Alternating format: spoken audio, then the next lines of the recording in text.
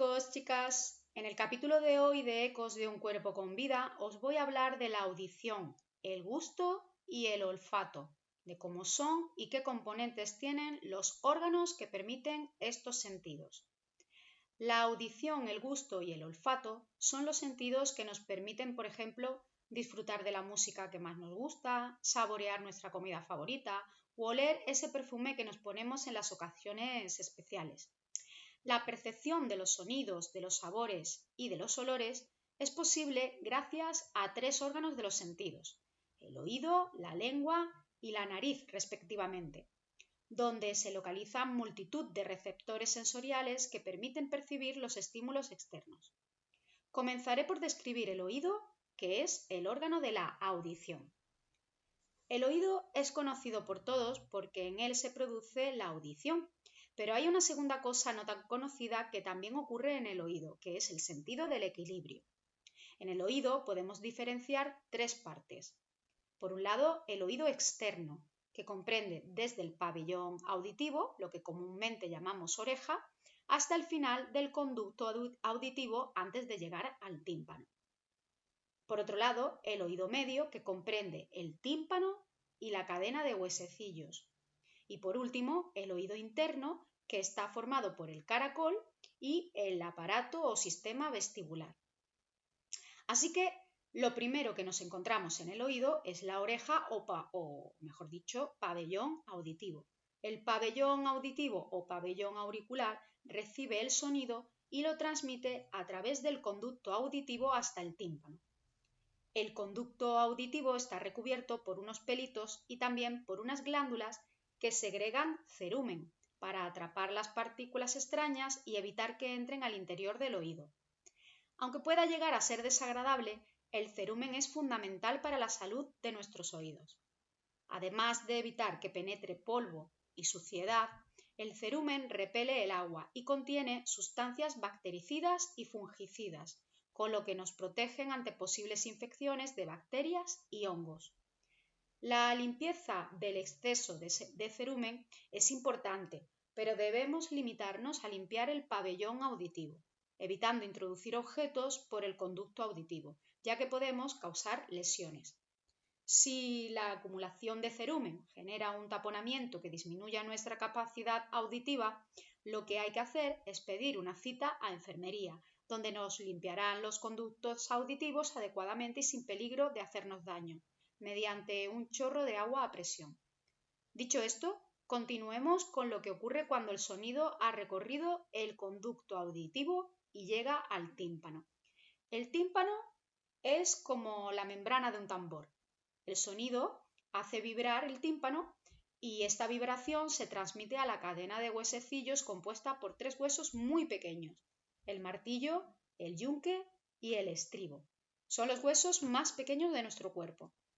El tímpano y la cadena de huesecillos constituyen el oído medio. Cuando la vibración que empieza en el tímpano llega al estribo, este huesecillo envía la señal al caracol o cóclea. La cóclea es un tubo enrollado que contiene el órgano de Corti, donde se encuentran las células sensoriales, es decir, los receptores del sonido. El órgano de Corti es como el micrófono interno que transforma las vibraciones sonoras en señales eléctricas que nuestro cerebro puede interpretar.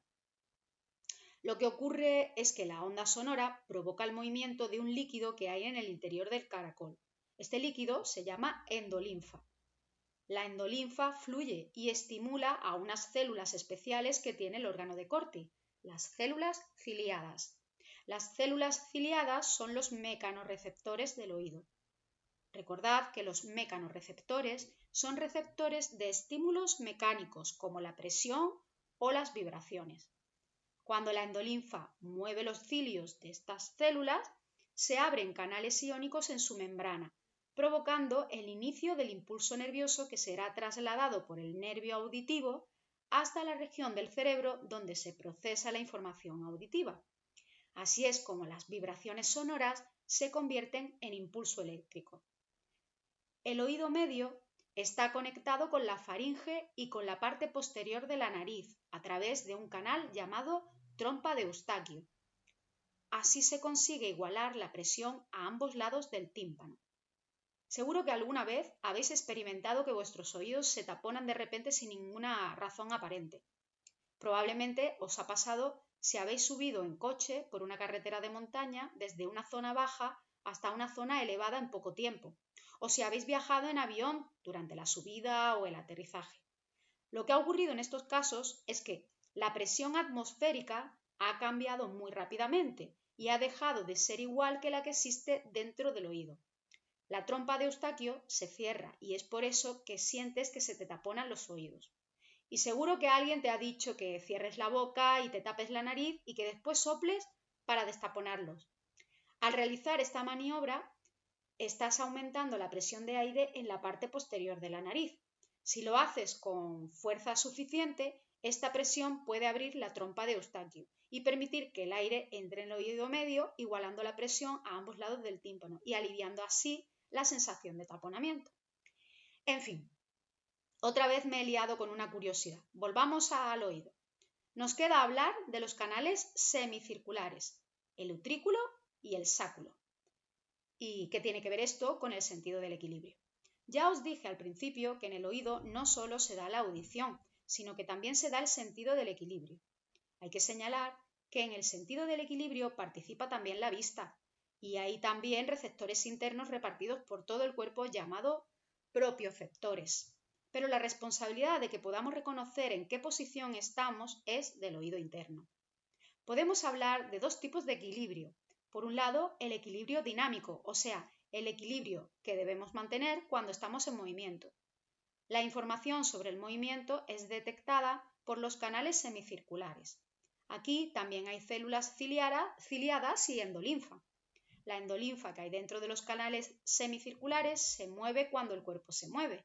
Al moverse la endolinfa, se mueven los cilios de los mecanorreceptores y, como ocurría en la audición, se abren canales iónicos y en las membranas de la célula ciliada.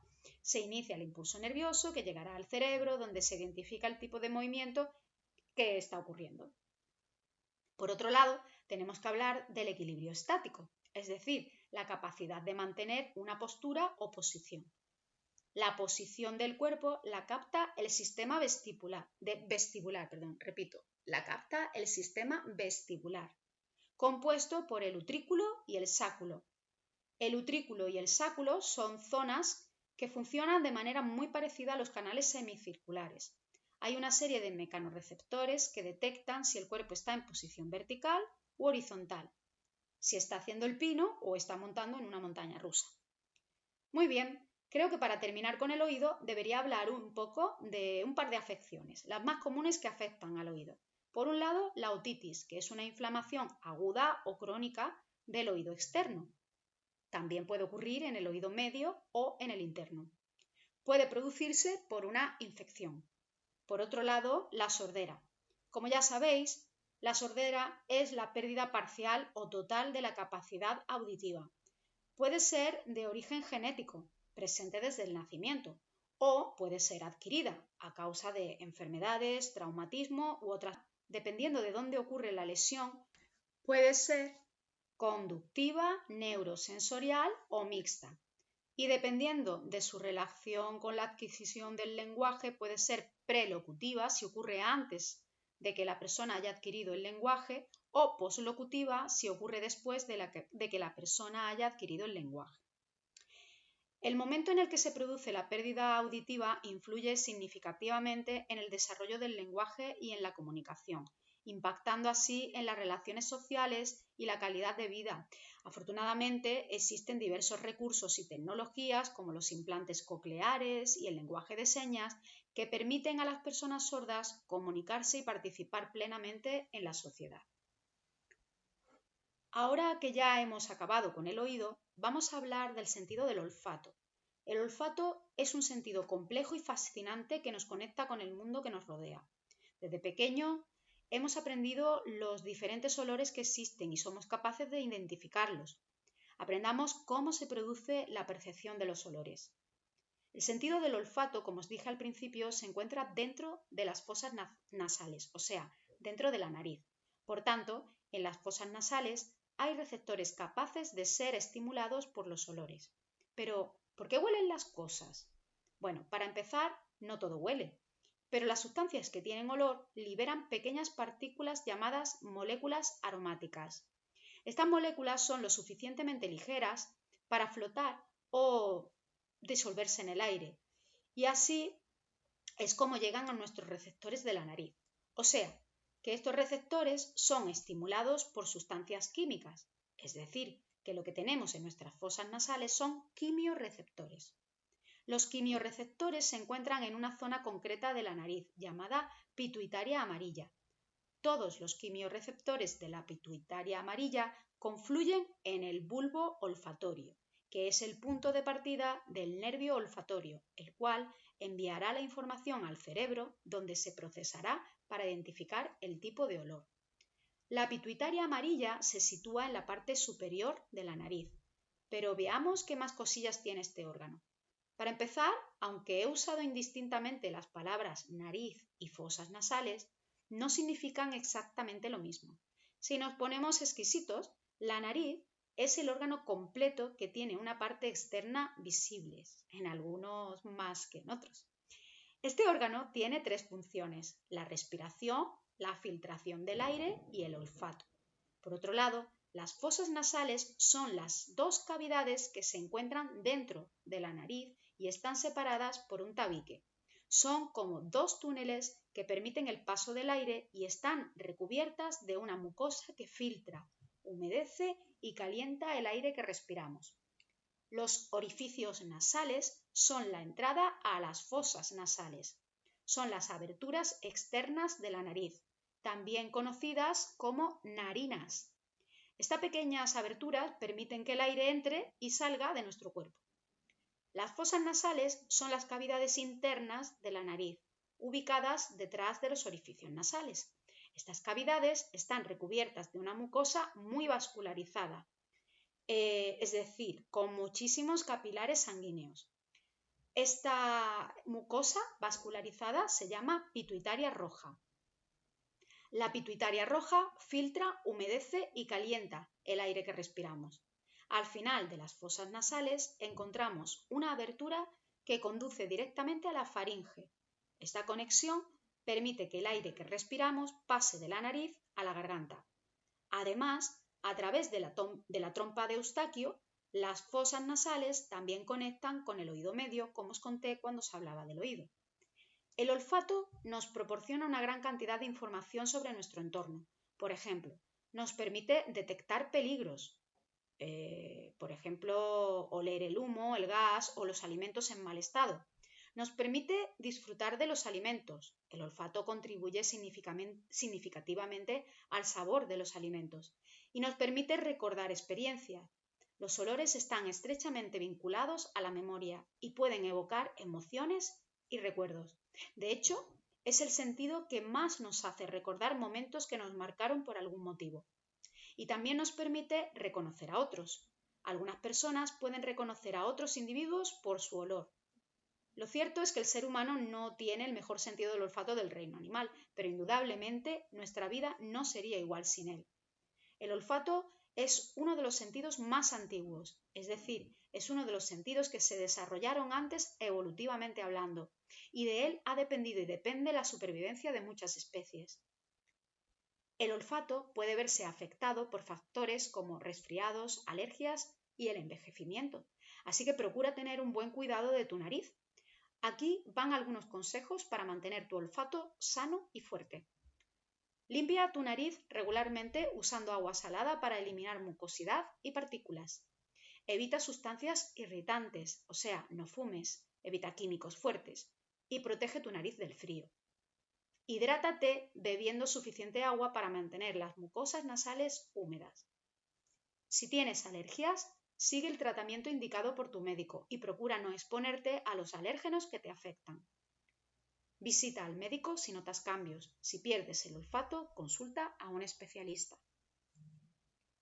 Perfecto, corazones. Pues ya solo nos queda hablar del sentido del gusto. Al igual que el sentido del olfato, depende de quimiorreceptores que van a detectar sustancias químicas que se disolverán en la saliva. Los quimiorreceptores del gusto Están ubicados por toda nuestra boca, pero están más concentrados en la lengua. En la superficie de la lengua se pueden observar numerosos repliegues de la epidermis llamados papilas gustativas. Cada papila gustativa está formada por numerosos botones gustativos y en estos botones gustativos hay muchísimos quimiorreceptores que están conectados con el sistema nervioso donde envían la información para procesar los distintos sabores. Se han identificado 5 sabores primarios: el dulce, el salado, el ácido, el amargo y el umami o sabroso. La mayoría de los sabores que percibimos son fruto de la combinación de los sabores primarios. Durante mucho tiempo se creyó que cada sabor, dulce, salado, ácido, amargo y umami, se percibía en una zona específica de la lengua. Sin embargo, esta teoría, que se conocía como mapa del sabor, ha sido modificada con el tiempo. La realidad es bastante más compleja. Si bien es cierto que hay una cierta concentración de receptores para cada sabor en determinadas áreas, la realidad es que todas las papilas gustativas tienen la capacidad de detectar los 5 sabores. Es decir, puedes percibir el sabor dulce en cualquier parte de la lengua, aunque sea más intenso en ciertas zonas. Teniendo esto en cuenta, podemos decir que el sabor dulce se percibe principalmente en la punta de la lengua. El salado se detecta en los bordes delanteros de la lengua. El ácido se percibe en los lados de la lengua. El amargo se detecta en la parte posterior de la lengua. Y el umami o sabroso, que por cierto está asociado a la presencia de glutamato monosódico en los alimentos, se percibe en toda la lengua. Por último, para terminar con el sentido del gusto y con este capítulo, os comento que la temperatura, el olfato y la textura de los alimentos influyen en la percepción del sabor. Además, el sabor es una experiencia personal, es decir, nuestras experiencias previas y nuestras expectativas pueden influir en cómo percibamos los sabores. Espero, como siempre, que escuchar este podcast te haya resultado útil. Estudiad bien.